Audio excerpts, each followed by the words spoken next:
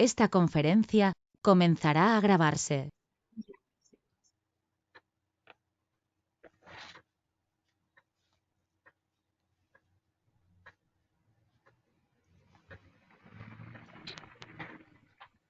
Adelante, Susana. Sí, hola, ¿qué tal? Buenas noches a todos. Bienvenidos a nuestra sesión de este curso tan interesante de Utopía y Distopía con nuestro querido padre Enrique. Hoy veremos el tema modos de producción históricos, comunismo primitivo, asiático o despótico tributario. Así que pues les damos la bienvenida y también aprovecho para felicitar a nuestro querido padre Enrique. Hoy es día de San Antonio María Claret, así que pues es el patrono de nosotros, del padre Enrique, y pues muchas felicidades, ¿eh? Creo que todavía no está conectado, no sé, no lo veo por aquí. Igual aprovecho para darle la bienvenida a los nuevos integrantes del grupo.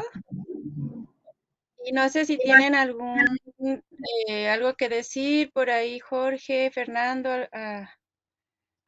Ya tenemos aquí al padre. Ok, muy bien, bienvenido, padre Enrique, y pues muchas felicidades por hoy que es el día de San Antonio María Clara. Sí, le enviamos un abrazo con mucho cariño de parte de todos y pues adelante, padre, la escuchamos. Muchas gracias. Muchas gracias, Susana. Y gracias a todos, mis amigos. Ya seguimos en nuestro curso, avanzando bastante, ¿verdad? Eh, Hemos visto antes, en la semana pasada, cómo la historia no es nada más una sucesión de hechos al azar en pequeña escala que no tenga ningún orden y concierto, menos todavía la historiografía como un conjunto de fechas y de nombres, ¿verdad? Los filósofos trataron de ver si se puede encontrar en la historia un común denominador que pueda explicar más o menos el devenir, en qué es, si podemos descubrir ciertas leyes que más o menos nos puedan orientar en la historia, podremos ir caminando en favor de un proyecto más utópico, y si no, pues muchas veces la distopía nos puede ganar. Vimos, por ejemplo, la vez pasada, la geometría, la serpiente mordiéndose la cola, el eterno retorno de lo idéntico, el modo circular, que es el que prevaleció durante muchísimos milenios, yo diría. Y después, ya el modo la siguiente figura fue la línea recta ascendente, ¿no? En diagonal, desde hacia adelante, y eso es propio, nace con el judeocristianismo. Los antiguos profetas veían el futuro y decían, va a venir el Mesías, ¿no? Habrá de venir el Mesías. Y después de esto, entonces, tratando de ver, conjugar ambas cosas, Jean-Baptiste Vico encontró, sí, junta más o menos uno circular, pero al mismo tiempo va progresando. Y luego descubre que en cada vuelta hay dos fuerzas, una que empuja hacia adelante y otra que resiste, ¿verdad?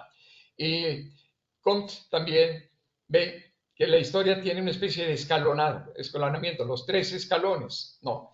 Es de salvajismo, barbarie y finalmente la civilización. Y eso tuvo éxito, basado también en Joaquín de Fiore, que había de las tres edades, la del Padre, la del Hijo y la del Espíritu Santo, que según los franciscanos iba a ser aquí en América, ¿no? Porque veía en los indios muy buena disposición, gente casi casi que vivían en el paraíso, ¿verdad? Desnudos, con una ingenuidad, etcétera. Pero después, entonces, fue siguiéndose la historia y al llegar a Hegel, vio ya eso que había dicho Vico, ¿verdad? Que la historia sí se repite de alguna manera, se puede encontrar una cierta ley, no en forma de elipse, eh, no forma de círculo,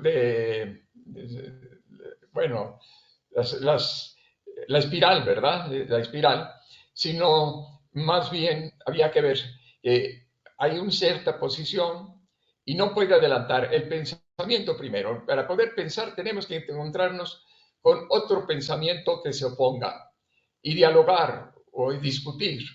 Y de ahí luego viene una síntesis, que será tesis, de otro evento, de otro discurso antagónico, la antítesis, y después la relación dialéctica termina en una nueva síntesis, y así sucesivamente.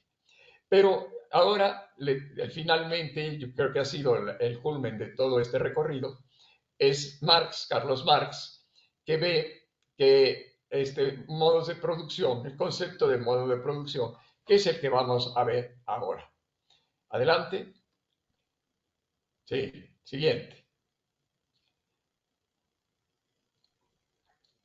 A ver, vamos a ver la siguiente. Sí, ahí va.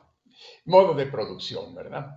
Fíjense, ahí vemos una ilustración, es el trabajo y luego el instrumento, que es la carretilla, ¿verdad? Para que produzcamos algo se necesita la fuerza de trabajo y las herramientas.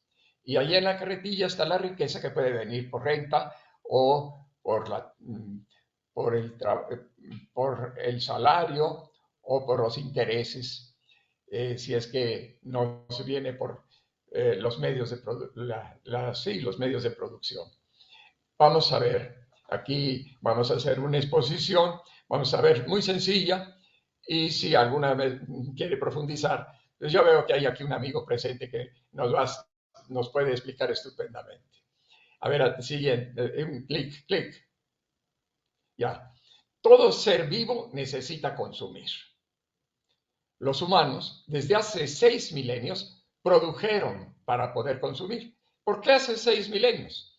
Ya decíamos que la especie humana tiene, pues no está muy, los que calculan divergen en miles de años, ¿verdad?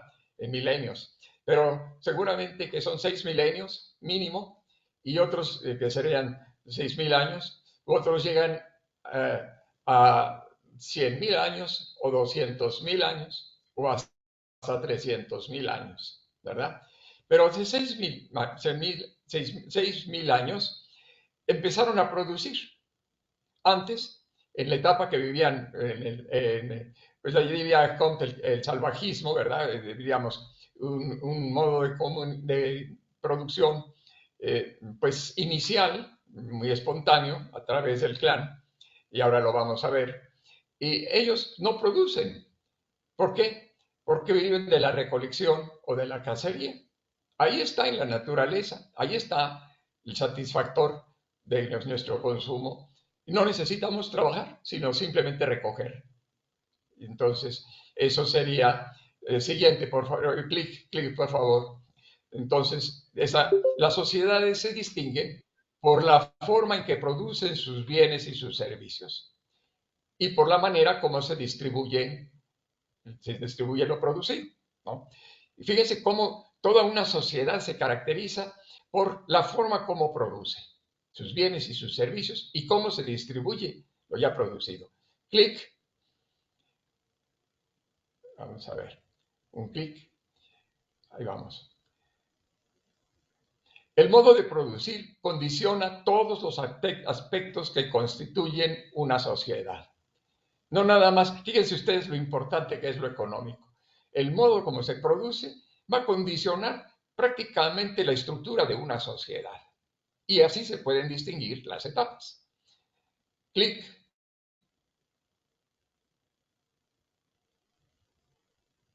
Bien.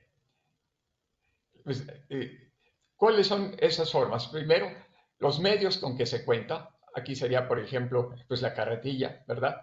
Y la fuerza de trabajo. Que por un lado los medios son la fuerza de trabajo, ahí está el que lleva la carretilla, y luego las herramientas, son los instrumentos, el equipamiento, edificios, tecnologías, materiales, tierras fértiles, ¿no? Ahí vemos el dibujo, les explica bien, esos medios son dos cosas, el trabajo y las herramientas, los instrumentos. Vamos a ver cómo va a ir variando esa forma. Sí, clic. Y segundo que se necesita son las relaciones de producción, las que establecen los que gobiernan los recursos. Puede ser la propiedad de los medios, el poder, el control de los medios, y eso puede durar siglos y los individuos casi no pueden modificarlos individualmente y ni siquiera a veces se nota, ¿no? Entonces, las sociedades van a ir cambiando si se modifican las relaciones entre los que controlan los recursos y luego los que trabajan, los que tienen las herramientas y los que trabajan, y así más o menos se puede ir viendo. Clic, por último, el último clic. A ver. Sí. Entonces, la combinación de los medios con que se cuenta y las relaciones de producción expresan las relaciones de las personas con el mundo físico y el mundo social. Y esto será la infraestructura, sobre la cual se constituye la superestructura jurídica y política, y también la conciencia social, cultural y espiritual, la comunicación, la educación, la religión, todo esto. Vamos, la siguiente. Vamos a ver, quizás eso más facilito lo podamos entender con este bonito dibujo. La siguiente. Ahí van ustedes, miren, qué bonito árbol, ¿verdad? Miren, el árbol distingue las raíces, luego el tronco, luego las ramas y luego la fronda, ¿verdad? En las raíces está la infraestructura, y así se le dice, es lo que va a sostener todo el árbol y la manera como se va a desarrollar la planta. En el tronco están ahí las leyes, el ejército, los partidos políticos, pero después las ramas, y ahí está el poder ejecutivo, el poder legislativo, el judicial, la sociedad civil, en fin, todo esto constituye la política, que ya es parte de la superestructura. La infraestructura es lo que está debajo, ¿verdad? Y la infraestructura, un clic, por favor. Un clic. Ahí va. Son las relaciones de producción. Otro clic, por favor. Y por otra parte, los medios de producción. El trabajo y las herramientas. Ahí están dos raíces, ¿verdad? Y finalmente, la superestructura, la fronda, que le decíamos ideología, porque son los mismos valores culturales, pero en relación con la forma, con el modo como se está produciendo en la sociedad.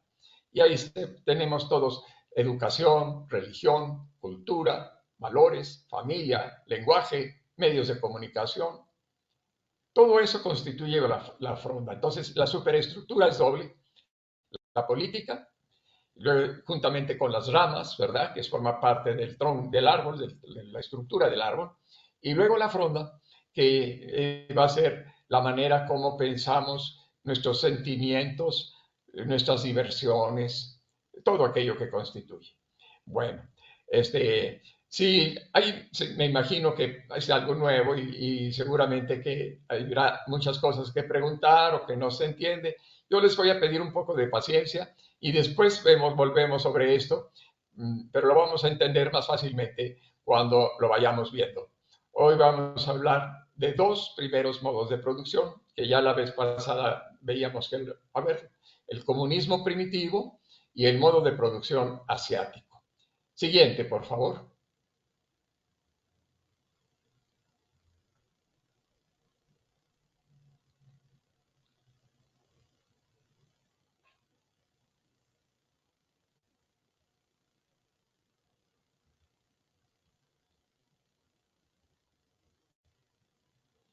Ahí vamos. El comunismo primitivo, recolección y caza, cacería, ¿verdad? De cazar. Ahí vemos la cueva, la casa y las mujeres trabajando el cereal, ¿verdad? Los cestos también. A ver, clic, esta recolección. Pudo durar 200.000 años. Bueno, yo mínimo serían como 20.000 años y quizás, pues, no, menos, más. Yo creo que 30.000, 40.000 años mínimo, ¿verdad? Mínimo. Además, otro clic. Si no fue precisamente una edad de oro, por lo menos en su estilo de vida la pasaban mejor que la mayoría de nosotros, de muchos de nosotros. Vamos a ver eso, cómo vivían estos primeros especímenes, diríamos, de la especie sapiens sapiens, ¿verdad? A ver, sí, yo creo que ya no va a haber otro clic, sino ya la siguiente, por favor. Miren, para esto les recomiendo este libro que ustedes pueden ver. Este es de un judío de la macrohistoria, Yuval Noah Harari, ¿no? Y se llama De animales a dioses. Desde los animales que ya empezamos a ver, de los animales al ser humano, pero para este autor, pues el ser humano ya cada vez va siendo un dios, porque puede hacer lo que fuera. Pero fíjense, termina el libro con la última frase. Hay algo más peligroso que unos dioses insatisfechos e irresponsables que no saben lo que quieren. Bueno, vamos a ir viendo cómo vivían y vamos a ver que no los pensaban tan mal.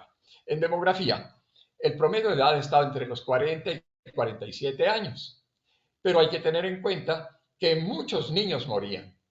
Había muchos peligros, accidentes, y si sobrevivían, si lograban sobrevivir los primeros años, ¿qué diré yo? Los 8 primeros años, es probable que llegaran hasta 60 años o más, ¿no?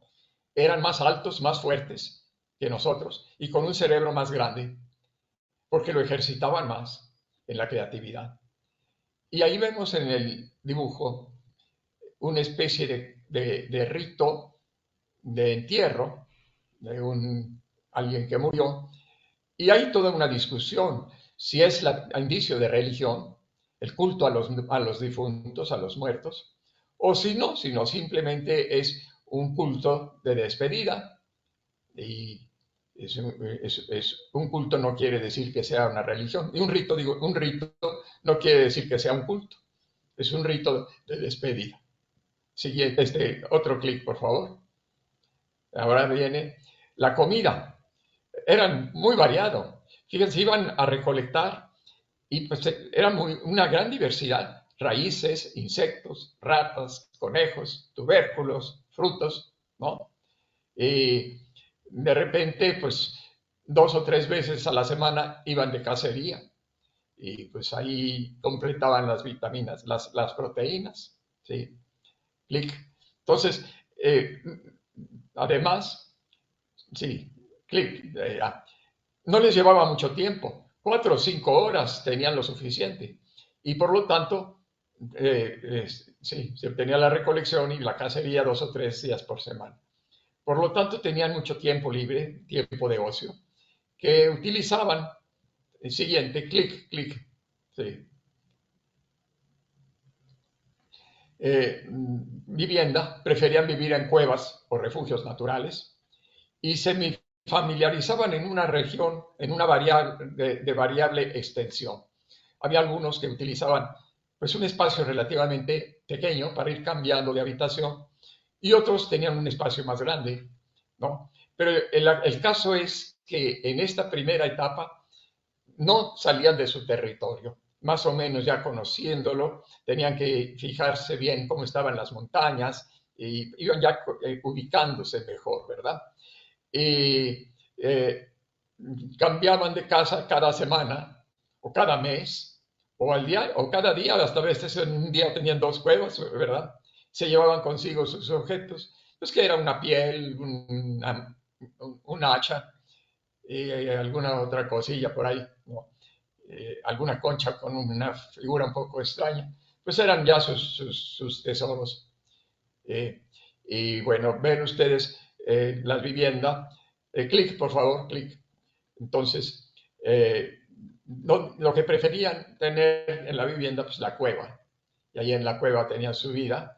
O si no, pues algún espacio que les permitiera hacer como refugio y por ahí hacer lo suyo, ¿verdad? Clic. Entonces, ahí está. En cuanto a las costumbres sexuales, pues miren, lo mismo la comida. Creo que muchos de nuestros hábitos actuales, pues están tan arraigados que, sabiendo que ahora nos están haciendo daño, pero tendrían una lógica desde todos aquellos ya cientos de miles de años que vivieron nuestros ancestros, ¿no? Por ejemplo, el gusto de ir a los Oxxos. ¿Por qué vamos a los Oxxo? Porque ahí nos dan mucho dulce, harinas, ¿verdad? Y grasas. Y eso produce obesidad y sabemos que nos hace daño. Pero el gusto a lo dulce, porque en ese tiempo pues, era poco donde se podía encontrar el dulce.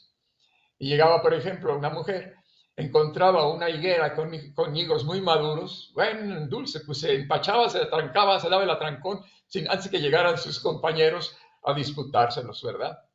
Y por eso, pues que nos gusta el dulce. Y otra cosa también, por ejemplo, las costumbres sexuales, pues era la comuna antigua, que pues se veía dentro del clan, pues podían tener múltiples relaciones sexuales.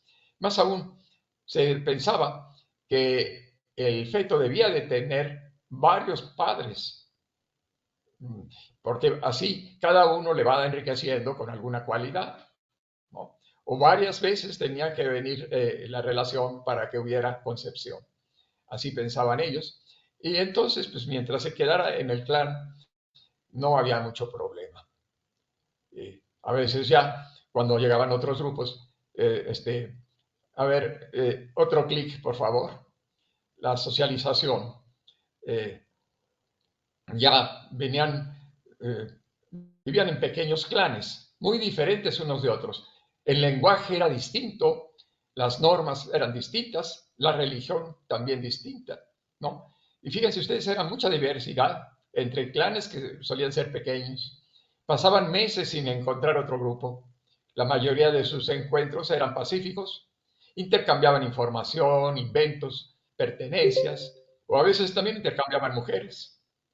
Y si un grupo mayor le demandaba su cueva o sus pertenencias, pues se veía que si se peleaban, pues salían nomás perdiendo. Pues entonces les dejaban la cueva en Santas Pascuas y se iban a buscar otra. Al fin y al cabo, terreno era lo que sobraba, ¿verdad? Bueno, siguiente, vamos a ver. La siguiente, por favor.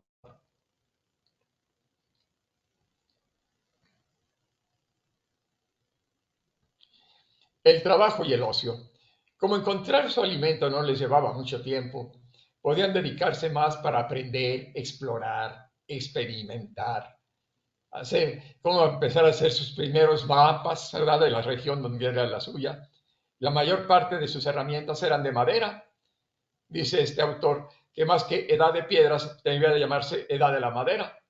Lo que pasa es que esos utensilios de madera pues no llegaron a nuestros días, los de piedra sí, pero en un momento hacían un hacha, eran muy hábiles y no sabían dónde cortar y pegar y así fabricaban un hacha de piedra en un 2x3. Bueno, esto es acerca del ocio y del trabajo. Tienen mucho ocio. ¿Y en qué dedicaban ese ocio? A ver, clic, el ocio. Podían, pues miren ustedes ahí la diversidad de trabajos. Si logran ver, está muy pequeña la imagen, pero podemos ver ahí, algunos está pintando en la pintura rupestre, otros están cazando por ahí algún animalillo, o están pescando, o en fin, están trabajando también, pero pues están en muy buenas haciendo la comunidad, ¿no? Clic, por favor.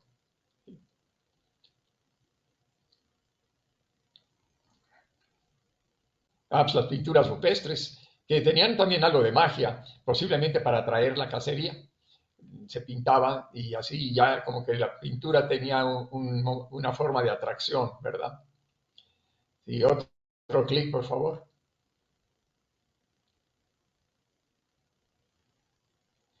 Entonces eran muy ingeniosos, estaban mejor informados y eran más diestros que nosotros, porque nosotros nos hemos especializado mucho. Un burócrata o un trabajador. Yo me acuerdo, por ejemplo, allá en el norte, las maquilas, había un muchacho que se pasaba todo el día, se encuclillaba, eran refrigeradores, venían por la banda los refrigeradores, se tenía que agachar y poner 2 tornillitos abajo, y luego ponerse de puntitas y poner 2 tornillitos arriba. Y pasaba el refrigerador y llegaba otro y tenía que hacer exactamente el mismo movimiento. Así trabajaba sus jornales de 8 a 10 horas haciendo esto. Y una semana y otra, ¿no? Pues entonces, ¿cómo se puede ya desarrollar el cerebro en estas condiciones, en un trabajo tan rutinario? Pues tenían mayor destreza física, empleaban su tiempo libre para chismear, jugar con los niños. Su estilo de vida era más confortable que el de nuestros oficinistas, los jornaleros, los pastores, ¿no? Entonces, ven ustedes, no la pasaban tan mal. Otro clic, por favor.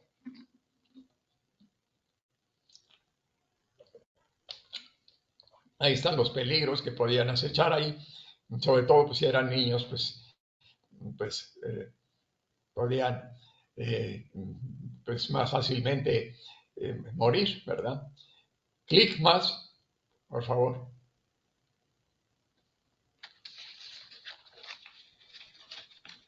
La religión. Algunos posiblemente también eran animistas. Clic, por favor, vamos a ver el dibujo. ¿Qué son los animistas? Creían en el alma y en los espíritus. Por ejemplo, partiendo de una experiencia, creían que cuando uno dormía, salía de su ser, salía él, se iba a pasear y a vagabundear. Y entonces, en su vagabundeo, iba a visitar otros lugares y entonces, pues él pensaba que él se iba a visitar esos lugares y luego ya tenía que regresar también a su cuerpo. Y la mañana le dice el hombre a su mujer, ¿qué te digo, vieja? Estuve en tu isla, estuve con tu familia, están bien todos, te extrañan, te saludan. Y le dice ella, viejo mentiroso, si te la pasaste roncando todo el tiempo, no me dejabas dormir. Ah, caray. Pero no, si yo salí, yo me fui a la isla, no, te quedaste aquí juntos. A mí me estaba molestando. Entonces dice, bueno. Lo que pasa es que el ser humano tiene 2 partes. El cuerpo que se queda dormido acá y el alma o el espíritu, el alma que sale a vagabundear, es la que sale a vagabundear y así explican los sueños. Pero resulta que un buen día se muere el susodicho y el otro en el sueño, ¿no? Y se regresa a su alma, pero ya el cuerpo ya está muerto, ya no puede entrar en el alma, en el cuerpo, el alma ya no puede entrar en el cuerpo. Y entonces se queda ahí en el vagabundeo, ¿verdad? Y eso se vuelve espíritu. Y hay espíritus buenos, porque pues van a defender a que fue su cuerpo, pero también hay otros espíritus que son enemigos y pueden hacerle daño. Y ahí pudo haber empezado la religión. Clic, por favor. Otra teoría es el naturalismo, ¿no? Veían que todo el mundo estaba animado, el sol animado, el árbol era animado, todos los seres de la naturaleza tenían alma también y había que congraciarse con ellos. Bueno, vamos a ver la siguiente.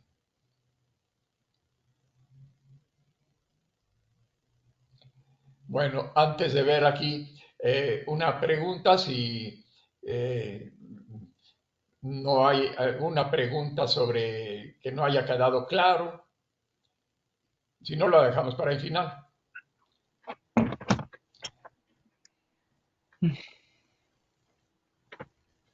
Si alguien tiene alguna pregunta, puede levantar su mano y si no, para continuar. Bueno, pues vamos a continuar. A ver, y de todos modos, la dejamos para el final. Ahora vamos a seguir con el modo de producción asiático. Fíjense ustedes, el modo de producción asiático es la domesticación de los cereales y de los animales. Ahí podemos ver personas que parecen chinos, ¿no? pero chinos que no tienen ahí el arroz, tienen el trigo, y hay unos graneros, y hay una carreta tirada por mulas o por caballos, ¿verdad? Entonces, ya estamos en otro modo de producción que se llama asiático, porque se ha dado en, a ver, vamos a dar clics, un clic. También se le llama despótico tributario, porque no es exclusivo de Asia, también en México, en el Mesoamérica, ese fue un modo de producción que es el que se tuvo aquí. Otro clic, también se le llama neolítico. Lítico quiere decir la piedra, ¿no? La litografía, ¿verdad? Se ve sobre una piedra. Y el paleolítico, ese es el antiguo y ese es el neolítico. Entonces ya trabajan muy bien la piedra y también ya domestican los animales y domestican el trigo. Se dio esto, a ver, clic, y los cereales son diferentes, no solamente el trigo. Clic, vamos a ver dónde se da. Se da en Asia, por supuesto. Miren, Asiria y Egipto son dos lugares donde se dio muy claramente el neolítico, en Asiria y en Egipto. Y entre Asiria y Egipto hay el gran desierto, y en medio de las dos grandes culturas, la siria y la egipcia, está un río que es el Jordán, y ahí es el territorio de Israel. De manera que los viajantes que van desde Egipto a Siria o regresan, pasan por este oasis y ahí pues recargan su agua y sus alimentos si pueden, ¿verdad? Entonces, Asiria tenía el trigo y Egipto, China el arroz y Mesoamérica, en México, pues era el maíz, ¿verdad? Son el cereal que necesitamos para tener fuerza de abastecimiento, ¿verdad? Bueno, a ver, clic otra vez. La domesticación del trigo y de los animales. Ya, la siguiente, por favor. Dice este autor, Herman Harari, dice que más que domesticar el trigo nos domesticó a nosotros. También se dan las primeras ciudades, ¿sí? ¿Por qué? A ver, en la siguiente, por favor. ¿Sí? Porque miren ustedes, estando ahí, quizás algunas semillas que traían los que fueron a recoger algo para comer, para llevar a la cueva, traen semillas de trigo que cayeron cerca de la vivienda y crecieron las plantitas. Y eso los descubrió y dijeron, hombre, pues parece que se puede estar aquí cerca. Y aprendieron a tirarles semillas y allí se da bien porque hay buena tierra, entonces pues, pueden crecer sin necesidad muchas veces de enterrarlos, ¿no? Y entonces las plantas se daban en el lugar cerca de la habitación, pues entonces dijeron, vamos a plantar. Y aprendieron a plantar. Y con eso decimos, bueno, sí, es ahorita vamos a trabajar más, pero ya luego vamos a tener más seguridad, el trigo no se va a estropear, aquí lo tenemos en la casita. A ver si el clic. Entonces, dice que pues, se podía sembrar cerca del lugar de residencia, daba seguridad y facilitaba la conservación del alimento. Empezaron a tener graneros, clic, y allí empezaron, miren ustedes aquí, el trigo está prácticamente en la puerta de su casa y al fondo está el agua. Entonces, por eso digo este autor que el trigo nos domesticó, porque entonces el trigo que necesita agua, pues hay que hacer zanjas, y hay que hacer zanjas primero y después se van a volver acueductos, ¿verdad? Para llevar el agua hasta la casa. Y luego el trigo necesita que le limpien el terreno porque no le gustan las piedras. Pues vamos a tener. Y entonces ahí tienen agachados la gente 10 horas de jornada para poder tener trigo que comer y solamente trigo. Y la dieta pues ya se empobrece, el trabajo aumenta, el tiempo de ocio disminuye. Entonces quizás el balance haya sido una estafa, ¿verdad? Porque salimos perdiendo. Otro clic, por favor. Sí.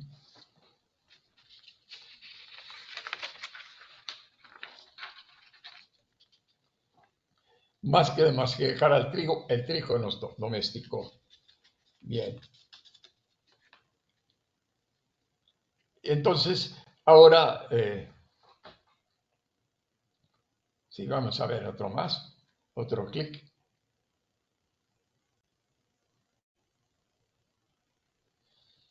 Hubo que hacer zanjas o acueductos, limpiar de piedras, ya, otro clic. Sí, ya lo vimos.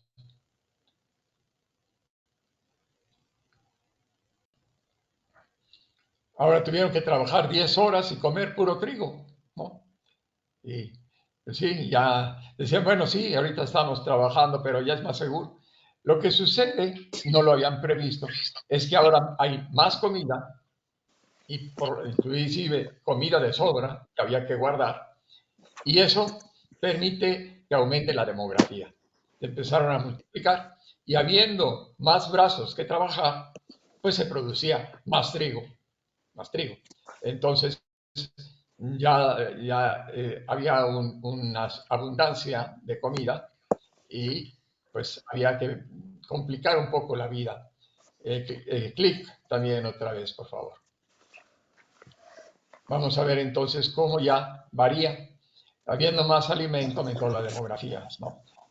Otro clic y vamos a ir viendo cómo podíamos, una imagen que se podría decir que todavía estamos en tipo de este modo despótico tributario. Y ahí vemos que hay animales que se han estado domesticando y ya tenemos anforitas, alfarería, que las mujeres pues eso lo aprovechan. O sea, a las mujeres le quedan con el trigo, para cultivar el trigo y para domesticar animales. Hay un libro de Melazú que se llama Mujeres, Graneros y Capitales. Entonces, las mujeres les encomendaron tener el granero y el capital, que es toda la cosecha acumulada, sobrante de la que pueden comer las personas, ya no van al día, ya pueden después hacer intercambios. Sí. Bueno, vamos a ver la siguiente, por favor.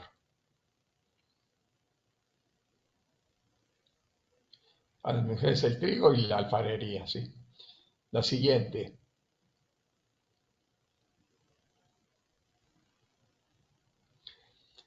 Ahora, sin embargo, vamos a la cuestión política. Pues entonces hubo algún grupo con mayor capacidad organizativa y pues tenía que redirigir las cosas porque ya se ven, la sociedad se ha complicado ya mucho. Entonces, tiene que dirigir qué se va a sembrar, por dónde. Si vamos a hacer un acueducto, hay que ver de dónde se puede venir y hay que hacerlo bien. Entonces, hay que aprender la construcción y se fueron imponiendo sobre todos. Y surgió allí la división de clases. Porque antes todos hacían lo mismo, pero aquí este grupo con capacidad organizativa, pues más bien se fue imponiendo. Vamos a seguir otro clic, por favor, porque cada vez había más gente, por más fuerza de trabajo.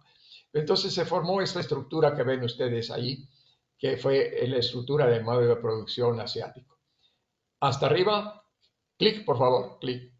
Hasta arriba ven ustedes al rey. El rey, pues aquí en México le llamaban el Tlatoani, ¿verdad? Era toda la tierra pertenecía al rey. Era el único propietario de toda la tierra, pero se las concedía a los campesinos a cambio de trabajo para las necesidades comunes. El tequio lo llaman en Oaxaca. Es decir, hacer acueductos, caminos, calles, graneros, ¿no? Y el rey tiene un grupo de nobles que también lo apoyan y ya se empiezan a presionar porque también quieren su palacio. Y veamos el segundo, en el triángulo, el segundo nivel es el de los nobles y los sacerdotes. Clic, por favor. Porque claro, entre estos funcionarios, los sacerdotes garantizaban el apoyo divino y divinizan a la persona del rey, ¿no? Y presionan también por tener un templo una construcción de un templo. Bueno, pues antes no se había dado eso, pero pues sí vieron que era importante tener satisfechos a los dioses. No bastaba tener ya simplemente los graneros llenos, sino que no hubiera temporales, que no hubiera inundaciones, en fin, ¿no? Que no hubieran guerras. Siguiente, este clic, por favor. Y después venían ya los campesinos, los artesanos, y ya se conocen, comenzaron los registros y los funcionarios, siguiente, ¿verdad? En los funcionarios, pues tenían que llevar orden de lo que entra a ese granero para que se lleve ya prácticamente una contabilidad. A ver, un clic más. Ahora vamos a ver, ahí nace la escritura en ese momento. Nace la escritura. Miren ustedes, ahí más o menos eso era lo que se conocía antiguo, y lo hacían esos grabados en arcilla, en tabletas de arcilla. Y no esta que tengo, pero es otra parecida a esta. Sí han llegado a descifrar lo que decía. ¿Y qué creen ustedes? Clic, por favor, clic. No venía ningún poema, ni ningún cuento, ni ningún mito, ni nada de esas cosas, sino que se decía ahí, en los sumerios, hace 3200 años antes de Cristo, 3200 años antes de Cristo, ¿no? Los sumerios fueron los primeros en tablillas de arcilla. ¿Y qué creen que se encontró ahí cuando empezaron a interpretar? Pues decía esto: 29.080 medidas de harina, 37 meses. Y luego dice Cushing. El primer nombre propio que aparece es el de un contador, Cushing. Ese pasó a la historia. Bueno, se levantaron cultos de culto público, pero la nueva realidad condicionó un nuevo tipo de religión, o si ustedes quieren, de religiosidad. La religiosidad dicotómica, dualista. Natural, son de dos pisos: natural, sobrenatural. El cielo y la tierra, el cuerpo y el alma. Todos son dualismos, ¿no? Y en el fondo, ¿cuál era el dualismo que expresaba todo esto? El dualismo era la dicotomía entre explotadores y explotados. Entonces, este tipo, que todavía hasta nosotros lo usamos y lo manejamos, ya parece que ahora se va buscando cada vez más unidad, ¿no? Y hay algunas cosas que tendríamos que ver que no son tan fáciles de salirnos de estos dualismos, si ya nos vamos a quedar con una religión dicotómica o dualista, o si vamos a buscar cada vez más unificar en nuestra teología. Bueno, eso lo podemos, no lo sabemos, ¿verdad? Pero vamos por ahí se va el asunto. Bueno, siguiente.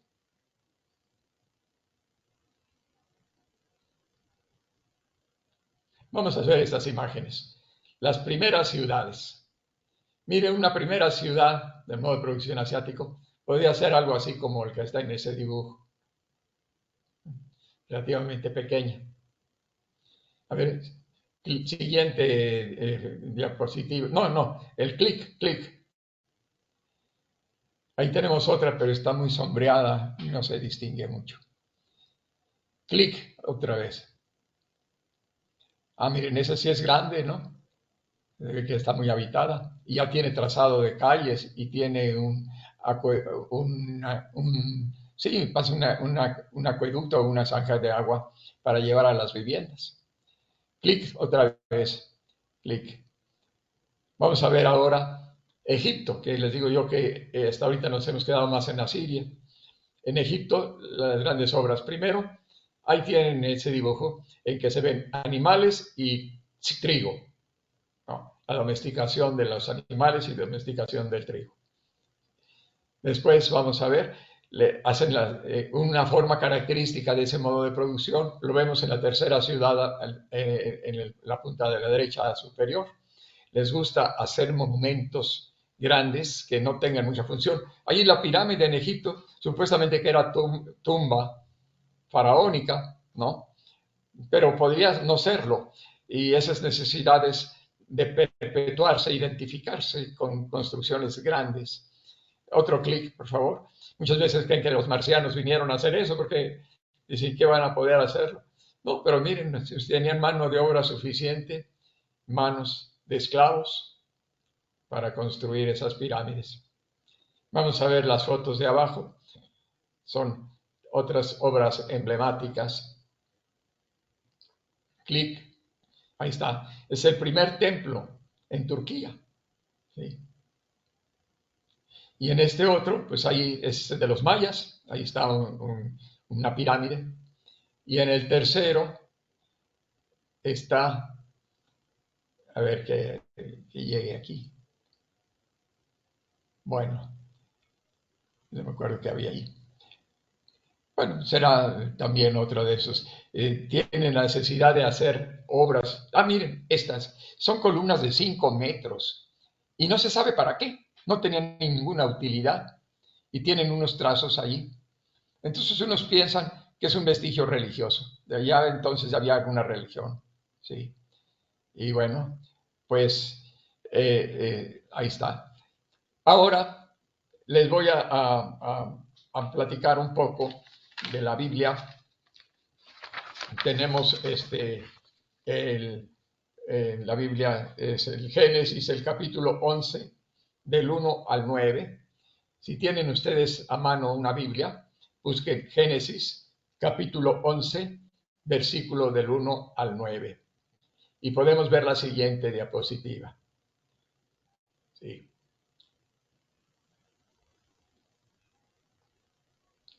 La siguiente.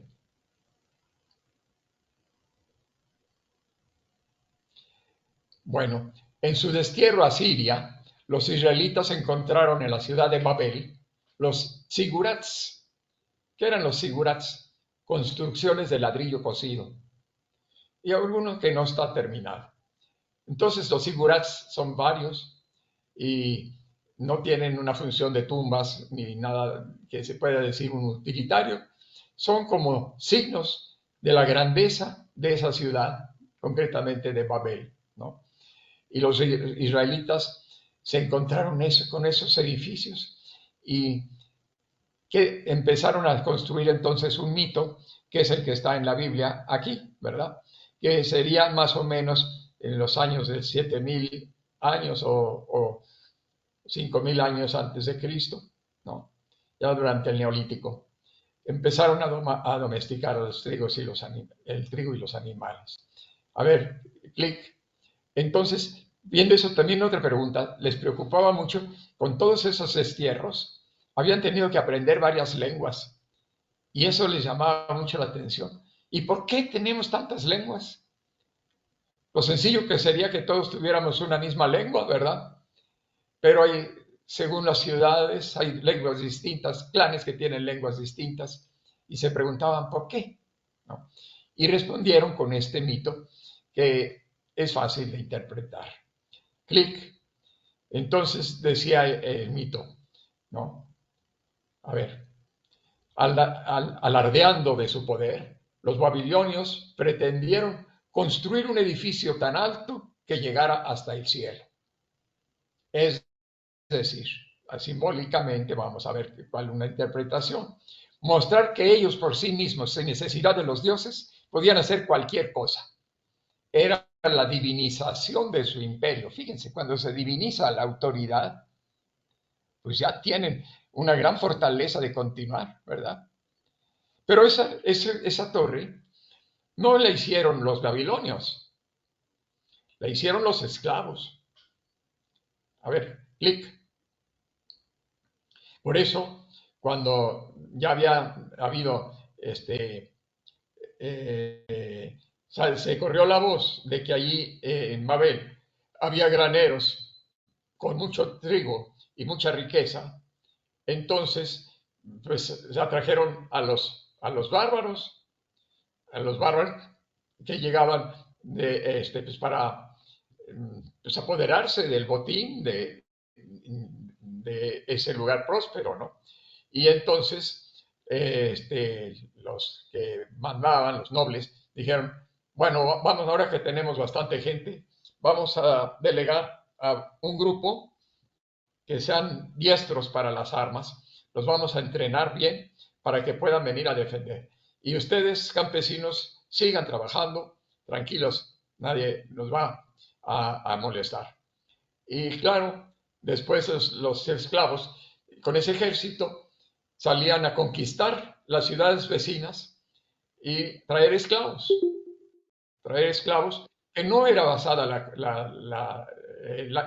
la producción principal, la seguían haciendo los siervos, los campesinos, pero los esclavos sí tenían una ayuda, sobre todo para estas grandes construcciones, ¿no?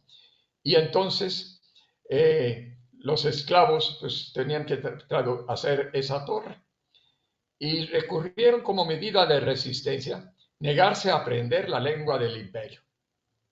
Entonces no se podían comunicar unos a otros porque venían de distintos pueblos, de distintas lenguas, ¿no?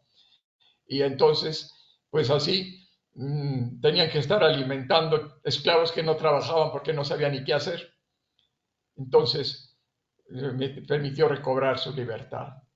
Fíjense ustedes cómo esto era tan absurdo, ¿no?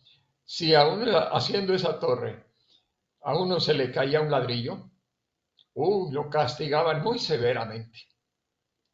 Pero si haciendo la torre se caía un esclavo, no pasaba nada, lo reemplazaban por otro.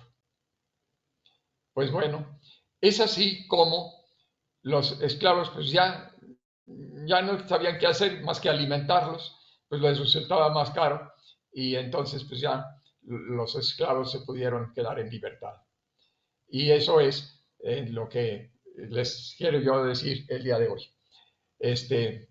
Bueno, ¿qué tal? ¿Cómo les va?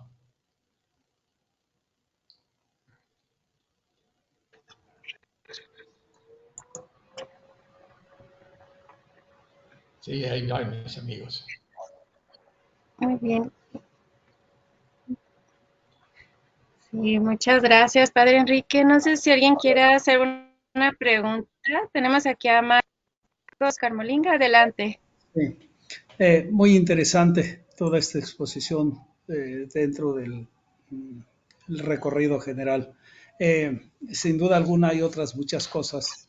Por ejemplo, algo que nos parece sumamente sencillo, el descubrimiento del fuego, la serie de problemas tan enormes que tuvieron para poderlo manejar. Es un detalle solamente. Felicidades a Sí, todos. del modo, desde cuando estaban en las cuevas, ¿no? A lo mejor primero cayó un rayo y empezó a quemar la hierba y ahí empezaron a verlo. Bueno, este, aquí está Bernardo, no sé si, Bernardo, si la exposición esta, tú nos podrías aclarar algo, si gustas, si tú gustas, ¿verdad? Es más entrenado en este rubro, ¿verdad? Buenas Bueno, noches, pues Enrique. Buenas noches a todas y todos. Y bueno, pues agradecer eh, la invitación que me han hecho por participar en este seminario. Bueno, la exposición que hoy nos haces, pues es realmente un recorrido muy amplio de la historia humana, ¿verdad? Y bueno, utilizas un eje que es pues muy importante, ¿verdad? Que es la dialéctica en particular, ¿verdad? Que pues una interpretación, ¿verdad? Desde la filosofía de la historia, el tema de las contradicciones, ¿verdad? Eh, pues es una interpretación pues bastante certera, ¿verdad? Digamos, desgraciadamente, pues este es un eh, como motor de la historia, por desgracia, ¿no? Las contradicciones. Y pues estas contradicciones, ¿verdad? Que mueven a la historia, algunos llegaron a plantear incluso, ¿no? La violencia como partera de la historia, por desgracia, ¿verdad? Las contradicciones extremas. Pues tal vez valdría la pena comentar algo, Enrique, si es que se te ocurre, pues sobre las contradicciones que estamos enfrentando en la actualidad y qué posible derrotero, ¿verdad?, podemos tener, porque pues al final estás incorporando el tema de la distopía, ¿verdad? Contrario a las grandes ilusiones que también nos mueven, ¿no?, para atender las contradicciones. Pero en términos particulares, pues, ¿qué opinión tendrías o tienen sobre estas contradicciones que hoy enfrentamos, ¿verdad? Y qué posibilidades de futuro, porque pues se está viendo un panorama bastante, pues, poco alentador, ¿verdad? La humanidad pues ha encontrado fórmulas para resolver, ¿verdad? Digamos, ¿cuál pudiera ser ahora la fórmula, la mejor fórmula para resolver el humanismo? A ver, Bernardo, yo quisiera hacerte una pregunta. La otra vez comentabas que estos dos modos de producción, que llamábamos comunismo primitivo y modo de producción asiático, no son propiamente modos de producción como los demás. En la clase que viene vamos a ver todos los modos de producción hasta llegar a la utopía comunista, ¿no? Es una utopía también, ¿verdad? Eso lo vamos a dejar para la próxima semana y ya después entraríamos a ver el futuro, ¿no?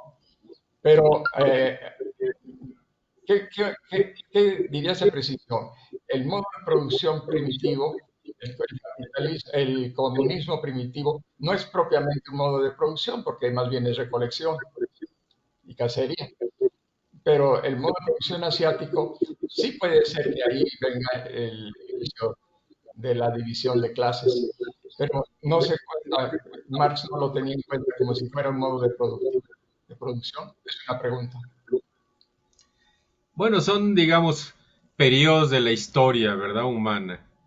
Eh, Básicamente, pues establecidos a partir de las maneras, ¿verdad?, como las sociedades pues obtienen los recursos, ¿verdad?, para su supervivencia y desarrollo. Entonces, hablar de modo de producción, pues es la manera como se produce, cómo se distribuye, cómo se consume, cómo se apropia eh, los seres humanos de la naturaleza, ¿no? Y bueno, pues hay características pues propias de lo que se llaman estos modos de producción y de reproducción, ¿verdad? Digamos, desde las formas más simples, originarias, ¿verdad? Que además, ¿verdad?, pues estaban acompañadas de un profundo respeto por la naturaleza, ¿verdad? Digamos, el cuidado de la naturaleza. Y pues luego, conforme fue avanzando la sociedad, ¿verdad?, y organizándose, pues empezaron a aparecer también contradicciones, ¿verdad? Y pues el llamado modo de producción esclavista, ¿no?, que sería el siguiente al modo de producción originario. El esclavismo, ¿verdad?, pues que ya indica, ¿verdad?, formas de dominación sobre, pues, organizaciones humanas, ¿verdad?, los más poderosos. Sí. Y bueno, pues en esta época también se desarrollan instrumentos también para someter, pero también para trabajar, ¿no? El descubrimiento de los metales y el uso de los metales, ¿no? Por ejemplo, el esclavismo, pero pues la creación de pues entidades, ¿verdad?, que dominan territorios, ¿verdad? El modo de producción esclavista, los esclavistas y los esclavos. Y bueno, pues luego se habla del feudalismo, ¿verdad?, en otro momento histórico. Luego, como modo de producción feudal, ¿verdad? En donde las formas de apropiación de la riqueza, ¿verdad? Pues eran a través del dominio de la nobleza, ¿verdad? Particularmente. Y bueno, pues ahí toda una evolución humana, ¿verdad? Aparece el mercantilismo, que no es propiamente un modo de producción, ¿verdad? Pero pues son los antecedentes del modo de producción capitalista, llamado modo de producción capitalista. En medio de las contradicciones, ¿verdad? Pues aparece la opción del modo de producción llamado socialista, que pues pretendía, ¿verdad?, una superación de estas formas tradicionales de extracción de los recursos, ¿verdad?, a través de la explotación del trabajo. Sin embargo, bueno, pues conocemos, ¿verdad?, que devino, ¿verdad?, en una modo de producción, pues más bien de un estatismo, ¿verdad?, burocrático, y de un sector, ¿verdad?, que pues dominaba, ¿verdad? Esta era una de las ideas, pues, que existían, superar el capitalismo a través del socialismo para poder llegar a unas formas superiores, ¿verdad?, que sería el comunismo, ¿verdad?, que sería una Como forma utopía. sería una forma de organización realmente superior, en donde desaparecerían las clases sociales, ¿verdad? Y la humanidad, pues en absoluta armonía, en equilibrio, con absoluto respeto también a la naturaleza, aunque pues la experiencia socialista no fue propiamente, ¿verdad?, muy respetuosa de la naturaleza, ¿no? Más bien fue una forma también de apropiación excesiva, ¿no?, de los recursos naturales, ¿verdad?, con propósitos de desarrollarse económicamente, en contraste con el capitalismo, que modo de producción capitalista, pues en que nos encontramos en una situación extrema, ¿verdad? Desaparece la idea del socialismo. Contados países, ¿verdad?, hoy siguen manteniendo la idea del socialismo, que es particularmente Cuba y Corea, ¿verdad? A También ver, Vietnam se dice Bernardo, llamar socialista. sí, Dígame usted, Enrique. sí, ese va a ser el motivo de la clase que viene. ¿Eh? Ok. Qué bueno que ya estés con nosotros, Bernardo. Un gran amigo desde muchísimos años. Tiene doctorado en ciencias sociales y es académico, está dando clases también de sus materias. Y pues qué bueno que lo tenemos aquí entre nosotros, ¿verdad? Bien, gracias, Bernardo. Pues Y muchas bueno, gracias a pues ya todos. sí, vamos a continuar la próxima clase con esto. Y bueno, pues ya vamos terminando. La próxima clase yo creo que vamos a terminar con esta devenir de la historia. Y ya nos vamos a ir, cada vez vamos a irnos adentrando en la distopía y terminaremos con la utopía. A ver, va a estar todavía muy interesante la próxima clase, pues continuamos con esto, con este hecho, una visión panorámica de la historia, pero con esta metodología nos permite entenderlo en su conjunto, ¿no? No en detalles y pues no en sucesos, ni menos nombres y fechas, pero más o menos ver cómo ha ido de dinámica, que ya ven ustedes que hubo varios intentos anteriores, que si la espiral, que si los triángulos de Hegel, ¿verdad?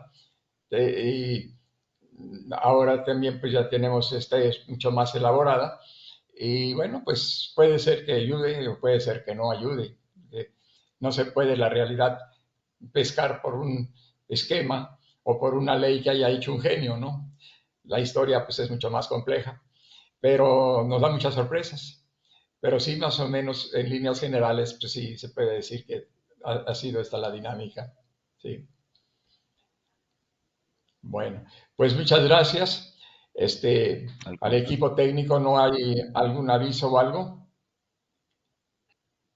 No, solo herencia de mi parte, ¿no? Muchas gracias, hombre. Le agradezco a Jorge Núñez que estuvo ayudando a muchos para poder ingresar y por nuestra parte es todo. Muchas gracias. Muchas gracias. Y Susi, también gracias por tu labor, ¿no? Y si algo nos quieres dar, Sí. algún aviso o algo. Ajá. Muchas gracias, Padre Enrique. Gracias a todos. Y bueno, al terminar, ya ahorita ya casi terminamos, les voy a enviar ahí mismo en el chat que tenemos de Utopía y Distopía, lo que es el PDF de lo que es escrito de la sesión de hoy y también el PDF del material, el PowerPoint que nos prepara con tanta delicadeza el Padre Enrique y pues se los hago llegar, ¿verdad? Bueno, pues muchísimas gracias a todos. Por ahí había visto la mano levantada de Marcos. No sé si tengas algo más que comentar o algo antes de despedirnos. Sumamente breve. Ya que salió el tema de la dialéctica, me permito mandarles por WhatsApp un pensamiento acerca de eso y otro acerca del bien y el mal, de lo cual ya se ha tratado en otras ocasiones. Ojalá sirva de algo. Gracias, felicidades, Enrique. Muy magnífica la exposición. Gracias a todos. Gracias.